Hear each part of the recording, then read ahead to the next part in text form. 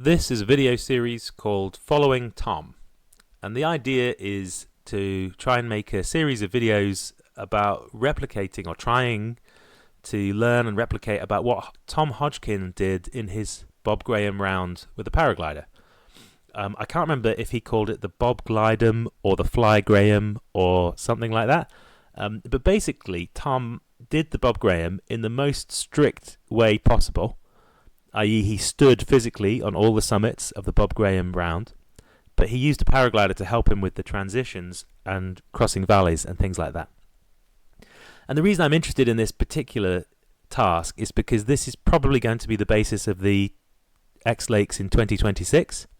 Just a little bit of history quickly, just to try and explain the background. So there's an instructor in the Cumbria Soaring Club called Ed Cleesby, and Ed has been around for decades and decades and was flying hang gliders here in the 70s and 80s and so on, and is still very active in the club. And he set a task as part of his Northern Challenge series to encourage people to try and fly the Bob Graham round, but on a paraglider, and or at least it's loosely following the Bob Graham round, I think, that task. And the first people to do it, I believe, were John Westall and Bud Patterson, and they did it entirely in the air. I think they flew the whole thing, which was incredible.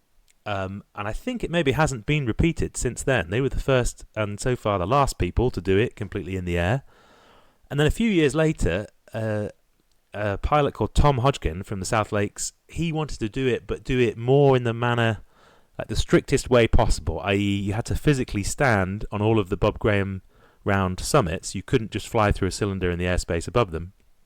And so Tom's version, which was on a completely different day, he did it on a sort of very low wind, safer day, whereas obviously John and Keith flew theirs on a much more thermic, unstable day. So the way that Tom did it, Tom ran and flew with a really ultralight equipment. I think he maybe didn't even have a reserve parachute. He just had the bare minimum of what he needed to carry with him to be able to fly.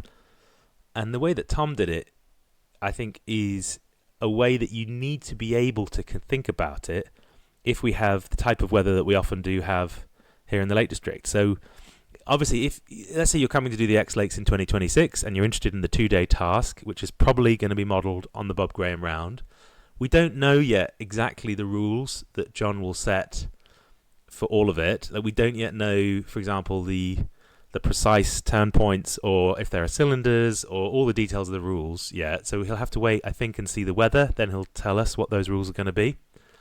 But if you're interested in taking part, this video series called Following Tom hopefully will be useful to you as basically a series of reconnaissance videos or training videos to try and... I'm going to go out and try and replicate all the difficult transitions. That's my idea. And so the first one I want to try is the Dolly Wagon Fairfield Seat Sandal Steel Fell transition. That's quite hard. It's particularly hard if you're just running it, but obviously with a paraglider also it means transitioning through Grisdale Tarn, which is one of the more dangerous places to fly along the Helvellyn Ridge if there are the wrong conditions, because it can be very unpredictable air in there. So I'm going to try and have a look at that one first. And then there's other transitions that I want to learn and think about also for this round. One of them would be probably from Scarfell to Ubarra, I would say. And there are some other obvious ones where you really need to have good glides, and you need to think carefully about what the takeoffs are and what the landings are, and the wind directions and all those kinds of things. So that's the plan for the series. If you're interested, follow along, and I will try and link in the descriptions of all the videos to all the other useful training materials for people considering the X Lakes in 2026.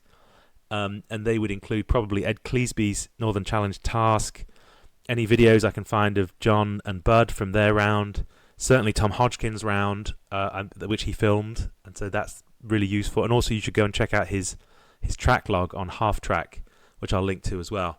And then hopefully in this series I'll try and put together as much training information as I can for people who don't live here and don't have the time to come up and check it all out, but who are interested in taking part in the X Lakes in 2026 for the 2-day competition.